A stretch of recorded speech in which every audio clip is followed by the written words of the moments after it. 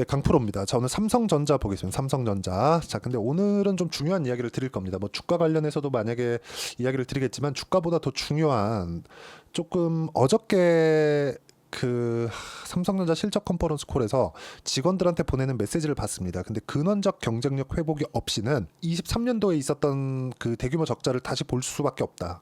그 경쟁력 회복이 먼저다. 이런 메시지를 보냈는데 그걸 어떻게 우리가 이 주가 측면에서 바라봐야 될지 그 부분에 대해서도 이야기를 드리도록 하겠습니다. 자, 그리고 제가 밑에 삼성전자를 이야기를 드리면서 하이닉스까지 같이 제가 얹어서 보여드렸는데 지금 이 자체에서 주가 측면에서의 경쟁력 있는 주식이 어디냐?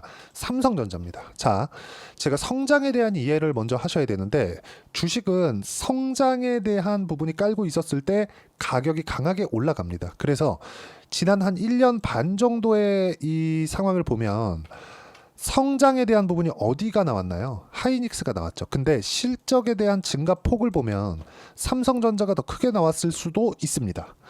이게 문제가 되는 거예요. 자, 실적이 지금 나오는 게 문제가 아니라 자, 여기 보시면 23년 초부터 시작해가지고 쭉 올라왔어요.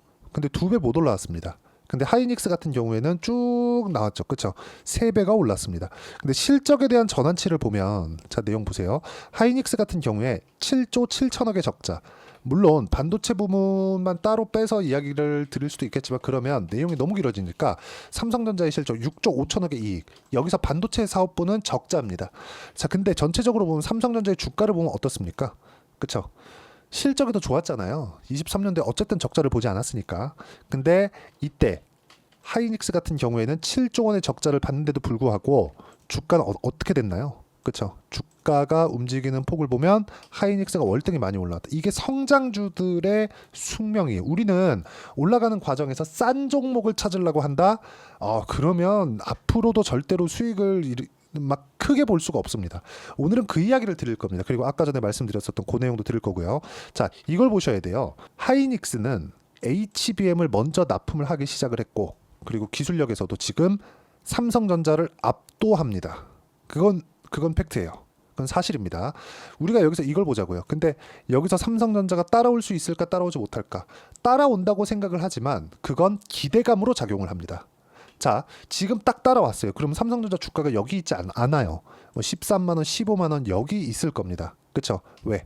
5만 원부터 13에서 15, 거의 한 2.5배에서 3배 정도 올라가는 게 사이즈를 비교하더라도 원래부터 그렇게 올라와 왔으니까 성장에 대한 폭이 그렇게 적용을 하니까 그쵸? 근데 시작점은 고평가 구간부터 진행이 된다는 겁니다. 오히려 내리고 있었을 때, 그쵸?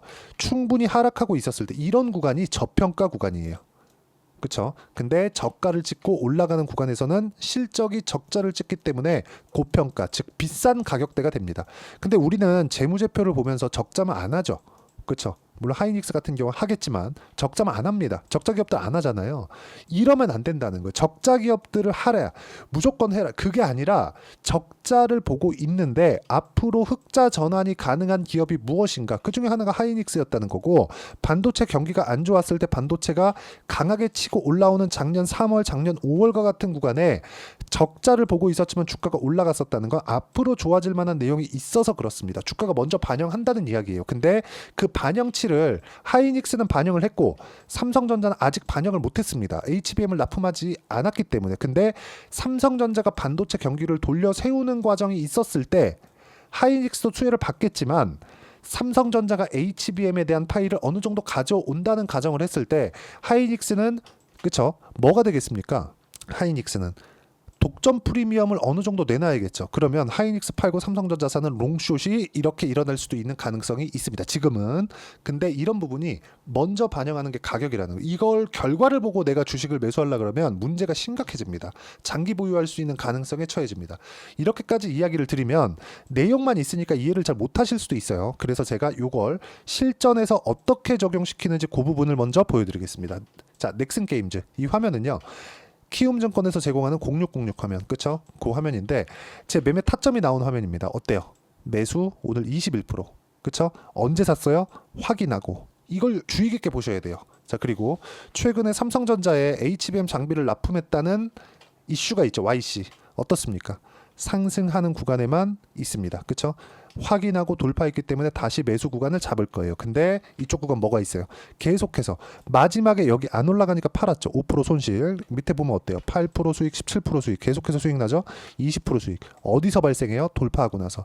이 뒤에 있어요? 없습니다. 떨어질 때. 올라오고 나서 매수를 하죠. 이런 부분이 중요하다. 그리고 매매하는 과정에서 이렇게 가격을 보는 건 정말 중요합니다. 하나만 더 보시죠. 태성. 자, 상승하는 구간에서 매매했을 때 뭐가 나옵니까? 50%씩 이렇게 수익 나죠. 매매하는 과정에서 가격을 보는 거 그 어느 때보다 중요하다. 반등하고 나서 뭘 했나요? 제가 다시 매수했죠. 팔았어요, 다음날. 왜? 안 가서. 그쵸? 이런 상황을 지속적으로 만들어갈 수 있어야 됩니다. 자, 여기에다가 삼성전자를 딱 대입하면 기대감이 존재하죠. 그리고 가격이 올라왔습니다. 싸고 막 계속해서 막 가격이 엄청 싸거나 계속해서 내려가는 구간에서는 안 산다는 거죠. 그렇죠? 이 부분을 반드시 기억하자. 그래서 삼성전자도 지금 기대감이 있을 때 매수하는 게 맞고 그게 가격적인 부분에서 우리가 이해를 해야 되는 게 중요합니다. 그리고 이 내용에 대한 부분은 제가 여기 소통방에서 함께 공유를 해드리고 주말에 진행하는 라이브에서 어떻게 진행하는지 매매 기법 관련해서도 제가 지속적으로 이야기를 드리고 있으니까 그렇죠? 상황 한번 보면 리가캠바이오, 넥슨게임즈 그렇죠? 넥슨게임즈 아까 전에 보여드렸죠? 오늘 내용입니다. 리가캠바이오. 자, 내용 보시면 어때요? 올라가는 구간에서 매매를 했을 때 꾸준하게 수익 구간을 만들어가고 있고 그리고 아직까지도 보유 중입니다. 어저께 5% 하락했는데 또 샀고요. 그리고 오늘도 시가에 또 매수했습니다. 그렇죠? 왜? 상승하니까 가격 안 빠지니까 이런 상황을 지속적으로 만들어 가야 됩니다. 이러려면 가격에 대한 이해가 필요하기 때문에 매매하는 과정에서 가격을 잘 모르겠다. 그리고 삼성전자에 대한 실제 타점 그리고 반도체에 대한 전체적인 시세 관련해서 어떻게 잡아야 되는지 알고 싶다 하시는 분들은 소통방에 들어오시면 되고 소통방은 무료로 진행하고 있으니까 상단에 있는 전화번호로 구독 또는 라이브라고 문자 보내주시면 제가 주말에 진행하는 라이브 입장 링크까지 함께 공유를 해드리도록 하겠습니다. 자, 내용 정리하면 그렇습니다. 앞으로 좋아질 만한 내용이 있어야 된다는 거예요. 근데 이 내용을 그대로 갖고 가서 삼성전자의 앞으로 좋아질 만한 내용은 뭐예요? 아까 전에 제가 말씀드렸었던 이 내용입니다. 자, 이번에 실적이 좋아진 건 그렇죠? 이번에 실적이 좋아진 건 근원적 경쟁력 회복 이게 아니라 그렇죠? 경쟁력을 회복해서가 아니라 업황이 좋아진 거다. 시황이 좋아진 거다. 반도체 수요가 늘어남에 따라서 반도체 가격을 상승하게 됐고 그 상승한 것에 대한 수혜를 본 거다. 근데 여기에는 삼성전자도 한몫한 것은 맞습니다. 이게 무슨 얘기냐면 삼성전자에서 감산을 딱 했어요. 수요가 늘어나는데 감산 딱 하니까 어떻게 됩니까? 가격이 튀죠. 그렇죠? 근데 지금 손익분기점을 넘었기 때문에 다시 증산을 할 겁니다. 그때 되면 또 재고에 대한 부담이 또 생길 거예요. 그렇죠? 이런 상황이 앞으로도 근원적 경쟁력 회복 여기 근원적 경쟁력 회복이 되지 않으면 앞으로도 있을 수 있다는 거예요. 근데 이걸 타파할 수 있는 게 삼성파운드리 그리고 HBM입니다. 이것에 대한 내용을 우리가 어떻게 발전시켜 갈 수 있을지 기술적인 내용, 엔지니어링적인 내용에서는 우리가 이야기를 할 수 없죠. 할 수 있겠지만 겉핥기식으로 이야기한다고 한들 그게 돈이 되겠습니까? 안 되죠. 근데 우리가 이건 구분할 수 있다. 삼성전자가 하이닉스보다 싸다. 그쵸? 싸다. 그리고 제가 싼 주식은 하지 말라 그랬죠. 그럼 하이닉스 하는 게 맞겠죠? 근데 여기서 기대감이라는 부분을 적용을 시켰을 때 기대감, HBM 납품에 대한 기대감이 있는 것은 삼성전자가 맞다. 하이닉스는 독점 프리미엄을 받고 있었다.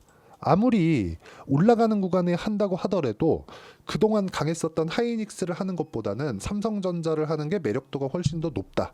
이 부분에 대해서 제가 이야기를 드리는 거고 여기에 맞춰서 내가 이해를 했을 때는 꾸준하게 가격을 보는 그런 부분이 필요합니다. 물론 아까 전에 그 말씀드렸었던 대로 근원적 경쟁력 회복 이런 부분들이 가장 중요하죠. 그리고 재고 부담을 어떻게 털어낼 거냐. HBM은 재고 부담이 과거보다는 훨씬 더 줄어들 겁니다. 근데 그것보다 더 중요한 게 그건 기술적인 부분이잖아요. 그렇죠? 기술적인 부분을 우리가 공부하고 파악하고 이해를 해볼 수는 있겠지만 그걸 돈으로 바꾸기 위해서는 어차피 가격에 대한 이해를 해야 된다는 겁니다. 그리고 그 가격에 대한 부분을 아까 전에 말씀드렸죠. 자, 이런 식으로 상승하는 구간에서 자 알테오젠 같은 거 그렇죠? 알테오젠 적자입니다. 근데 엄청나게 많이 올라가죠. 그리고 올라가는 구간에 30%씩, 18%, 14% 이런 정도의 수익 구간 만들죠. 이렇게 매매를 해야 된다고 제가 이야기를 드리는 거고, 이 내용에 대한 부분을 제가 여기 소통방에서도 공유를 해드리고, 그리고 주말에 진행하는 라이브에서도 함께 공유를 해드리도록 할 테니까 구독과 좋아요 눌러주시고요. 상단에 있는 전화번호로 구독 또는 라이브라고 문자 보내주시면 소통방 입장 링크를 순차적으로 공유를 해드리도록 하겠습니다. 자, 내용 정리하면 그렇습니다. 주식시장은 철저하게 미래 가치를 반영하는 과정에서 가격이 먼저 뜬다. 그리고 근원적 경쟁력 회복에 대해서는 우리가 보유기간을 줄임으로 해서 상승하는 구간에 뭉쳐서 나오잖아요, 시세가. 그런 부분을 이해할 수 있고, 그 부분에 대한 내용을 여기 삼성전자의 단기 보유 전략, 그리고 단기 보유 전략을 활용해서, 단기는 2주입니다. 2주 동안 단기 보유 전략을 활용해서 내가 어떤 식으로 가격대를 잡아야 되는지, 그쵸? 그 이론적인 부분이에요. 그 내용을 실시간 타점, 삼성전자의 실시간 타점으로 제가 공유를 해드리도록 할 테니까 상단에 있는 전화번호로 삼성전자라고 문자 보내주시는 분들에 한해서만 제가 단기 보유 전략과 실시간 타점을 문자로 공유를 해드리도록 하겠습니다. 자, 가격에 대한 부분은 정말 중요하고요. 그리고 가격에 대한 부분을 이해를 했을 때만 꾸준하게 수익을 볼 수 있습니다. 그리고 삼성전자 이제 목표가를 굳이 말해봐라 그러면 거의 한 15만 원 이상 보고 있습니다. 근데 삼성전자의 장점, 물량에 대한 조절을 어떻게 할 것이냐, 그런 부분에 대해서 가장 중요하죠. 왜? 수익 금액을 늘려야 되니까. 금액을 늘리는 부분은 어떻게 판단을 할 수 있고 어떻게 파악을 해야 되는지, 그 부분에 대해서 제가 알기 쉽게 이해를 시켜드리도록 할 테니까 영상 끝까지 시청하시고요. 모든 분들이 성공 투자하셨으면 참 좋겠습니다. 자, 24년도가 돼도 여전히 시장은 녹록지 못합니다. 이런 상황이 벌어지는 건 어쩔 수 없습니다. 이런 상황에서도 수익이 나는 종목들의 구조는 변하지 않습니다. 즉, 대시세 종목에 대한 구조는 변하지 않는다는 거고, 실제 제가 소통방에서 지속적으로 이야기를 드리고 있는 내용도 대시세 종목이나 시장 주도주를 공략하는 건 철저하게 가격 분석을 하라고 이야기를 드리고, 가격 분석 이후에는 이슈에 대한 파악, 그리고 이슈를 파악하고 나서는 다시 내가 얼마에 매수할지 그 타점에 대한 부분을 지속적으로 언급을 하고 있습니다. 자, 근데 생각해 보세요. 시장이 굉장히 어려웠습니다. 어려운 상황에서의 어떤 종목들이 강했냐 보면 반도체와 그리고 바이오입니다. 자, 실제 여기 보면요.